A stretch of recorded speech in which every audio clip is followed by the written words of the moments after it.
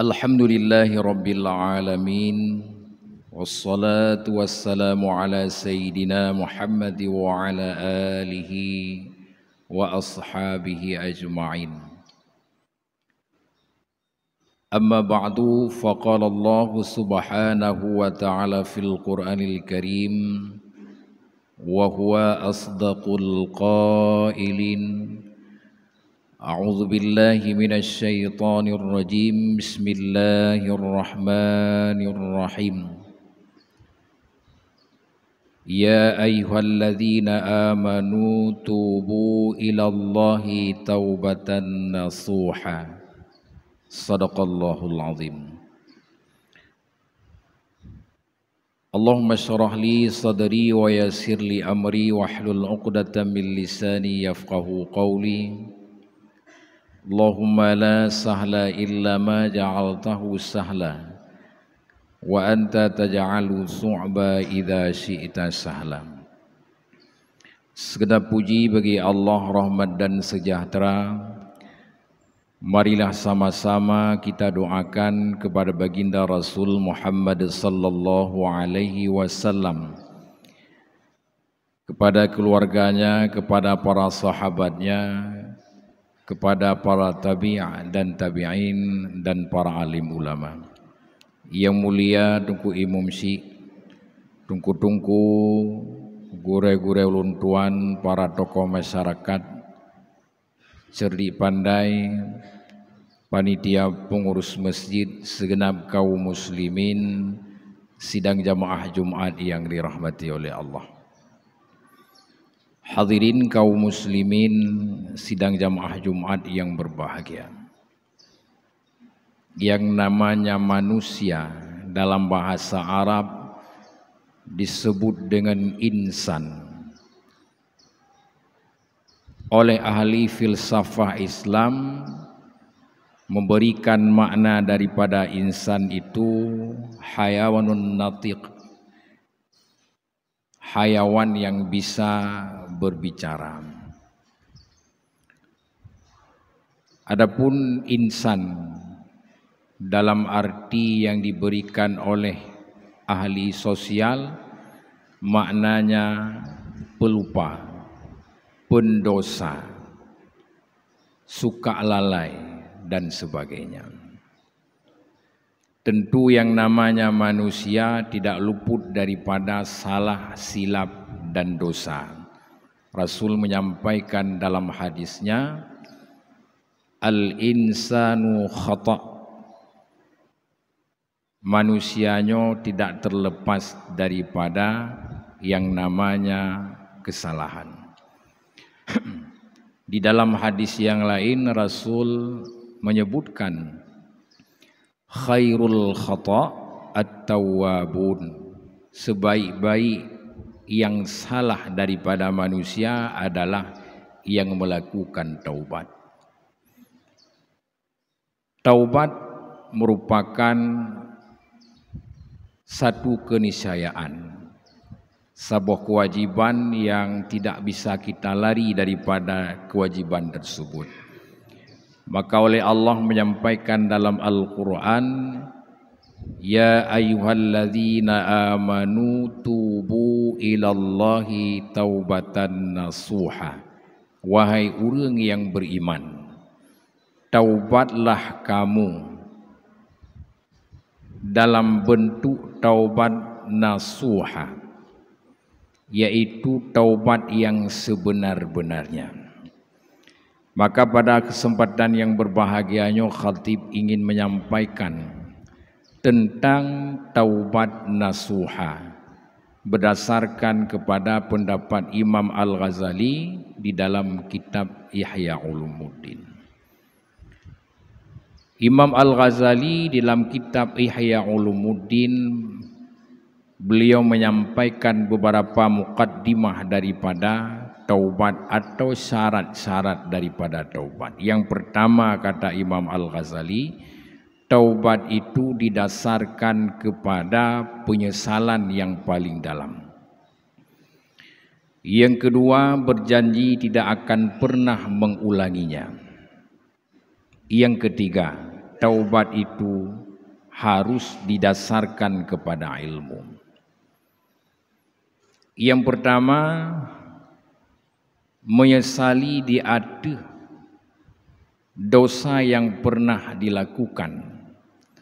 Menyesal dalam artian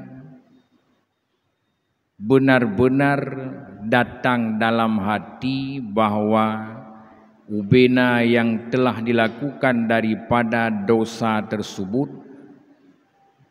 adalah sesuatu yang merugikan pribadinya.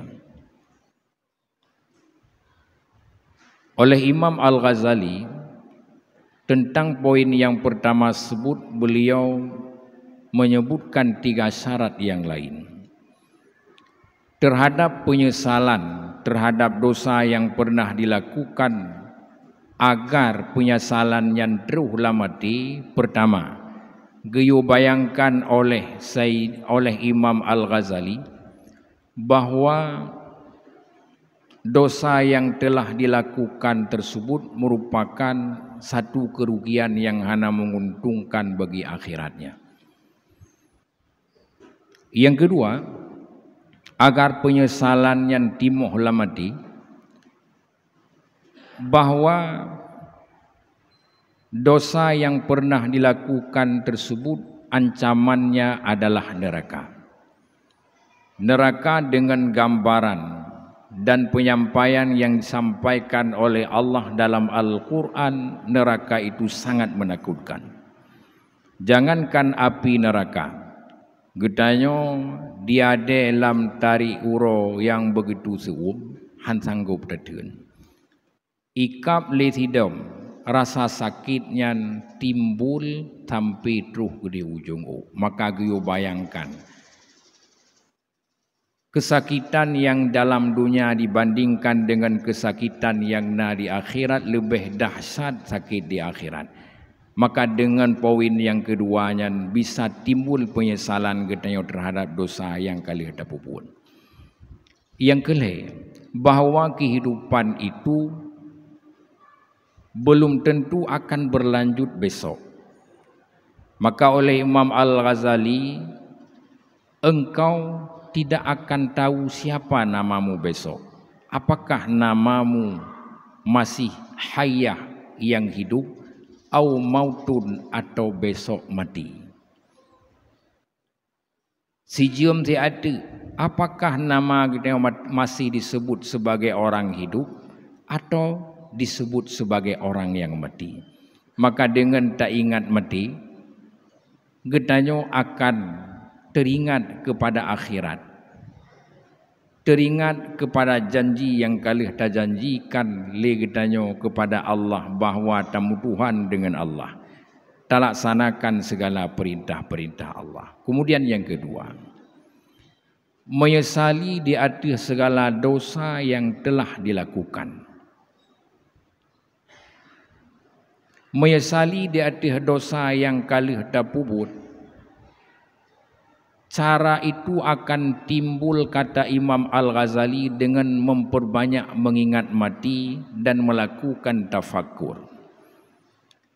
Tafakur adalah ma'rifatul amrani liya'rifa amran salisan. Mengetahui 2 pekerjaan agar dia memahami perkara yang ketiganya. Teman 2 boh perkara, getanyo tak pahami apa itu makna dunia dan memahami apa itu akhirat.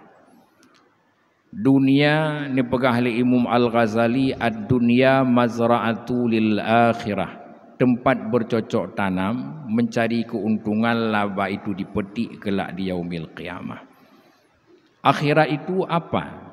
Wal akhiratu khairu wa abqa. Negeri akhirat itu adalah rumah kita. Rumah ke situlah kita akan kembali. Dengan pemahaman yang telah kita pahami, timbullah bahwa akhirat lebih baik daripada dunia. Sehingga kita memahami yang ketiga, bahwa akhiratlah yang terlebih afdal. Sehingga dalam kehidupan kita lahir, apapun yang kita kerjakan hari-hari, apakah itu untungnya untuk akhirat atau hana? Tak bayangkan ubena wate yang kata Pak Abi, rupaji hana untung ke akhirat. Rugo lagi urang mekat, keluarkan modal yang banyak, gepabih wate ke mekat, rupaji wate ke mekat, hana untung pangkai-pangkai abi timoh penyesalan. Begitu juga dalam kehidupan kita. Setiap perbuatan yang terpubut, kita bertanya dengan hati dulu, untungnya untuk dunia atau tidak. Wate lom pubut sabobut na untung ke akhirat hana, moyohana tinggalkan. Kerjakan yang ada untungnya. Kemudian yang ketiga, taubat itu harus didasarkan kepada ilmu.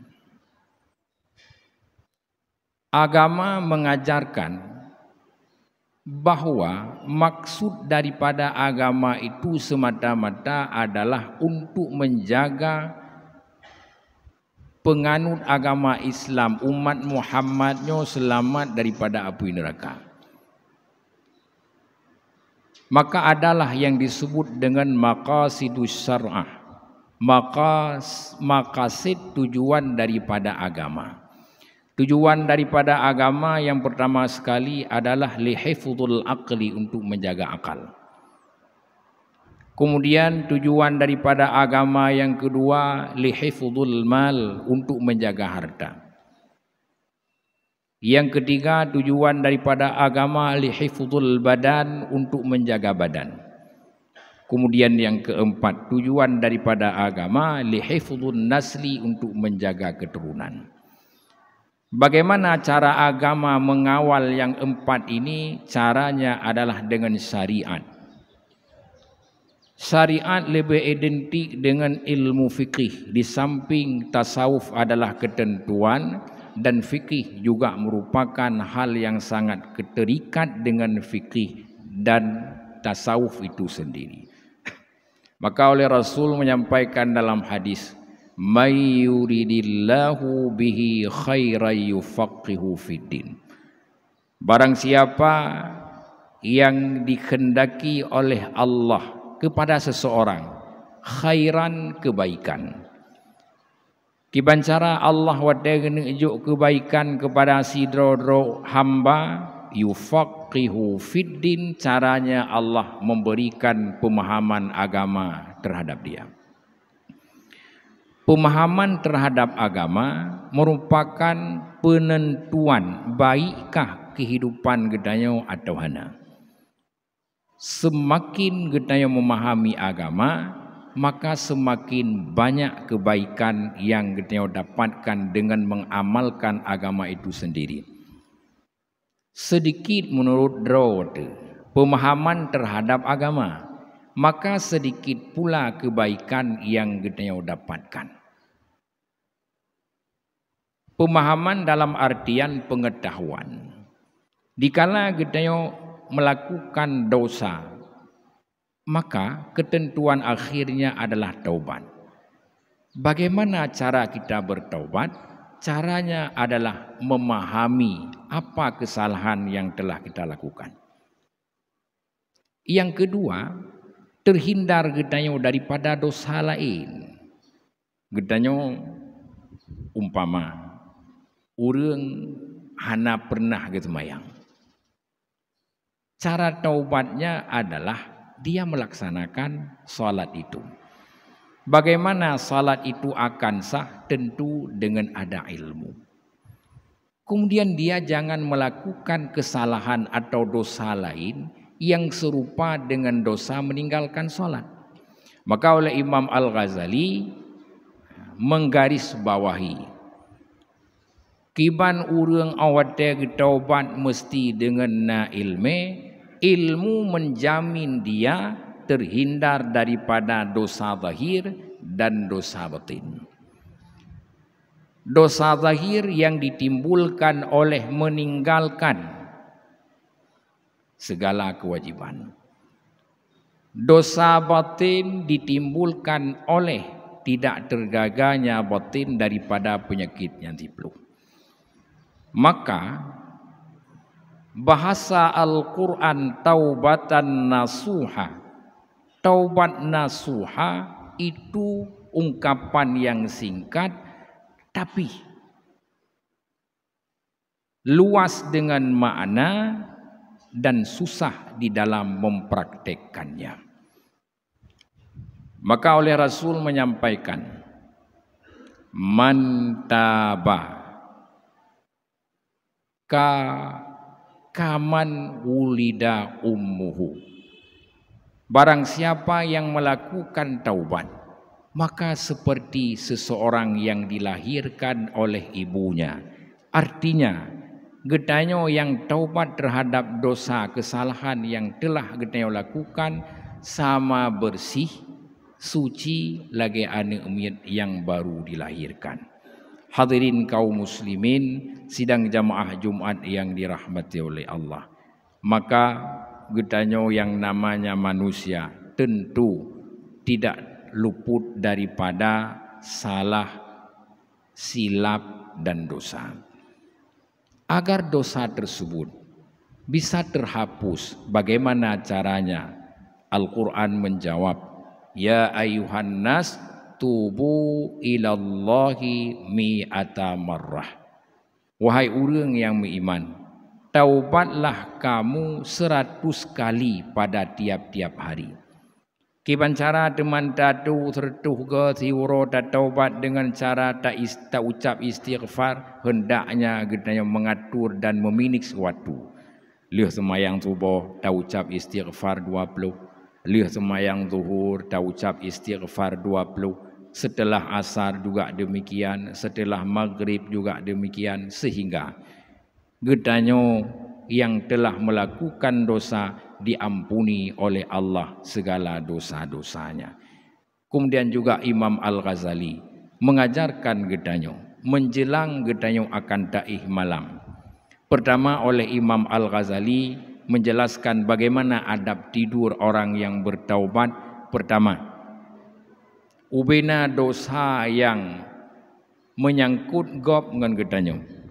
Orang lain bersalah terhadap gedanyo, maka dosa-dosa orang lain maafkanlah. Yang kedua, dosa gedanyo yang menyangkut dengan manusia, hendaknya sebelum tidur dia itu memohon maaf. Dan dosa yang menyangkut dengan Allah, dia minta taubat. Kadang-kala gedanyo kelaganyan segolom daih taubat ke gob ile tak khen ke gob baru daih, maka itu bukan adab daripada tidur. Namun sebaliknya adab daripada tidur orang yang bertaubat, apabila ada salah gedanya ngurung lain minta maaf. Hal lepas dah telefon tak WA, mungkin dah telefon minta maaf, kemudian mohon ampun kepada Allah atas segala dosa-dosanya. Kenapa? Karena singoh golom tente nan getanyo pekehayun atau mautun. Kita bernyawa atau kita akan dipanggil oleh Allah mati meninggalkan dunia. Hadirin kaum muslimin sidang jamaah Jumat yang dirahmati oleh Allah, maka jadilah satu kesimpulan bahwa taubat merupakan satu kewajiban. Imam Al-Ghazali menjelaskan di dalam kitab Ihya Ulumuddin syarat taubat itu 3. Pertama, menyesali di atas segala dosa yang telah dia lakukan dengan syarat-syaratnya. Yang kedua, berjanji tidak akan pernah mengulangi. Yang ketiga, disertai dengan ilmu. Di samping meninggalkan dosa yang telah pernah dia lakukan dan tidak melakukan dosa lain yang sama dengan dosa yang telah dia lakukan taubat. Demikian kiranya yang dapat khatib sampaikan. Mudah-mudahan bermanfaat kiranya untuk pribadi khatib, umumnya kepada seluruh para hadirin kaum muslimin sidang jamaah Jumat yang dirahmati oleh Allah. Alhamdulillahi Rabbil Alamin. أشهد أن لا إله إلا الله وحده لا شريك له وأشهد أن محمدًا عبده ورسوله اللهم صل على سيدنا محمد وعلى آله وصحبه أجمعين. أيها الناس اتقوا الله حق تقاته ولا تموتن إلا وأنتم مسلمون. بسم الله الرحمن الرحيم. قل هو الله أحد الله الصمد لم يلد ولم يولد ولم يكن له كفوا أحد. بارك الله لي ولكم في القرآن العظيم وتقبل مني ومنكم تلاوته إنه هو السميع العليم.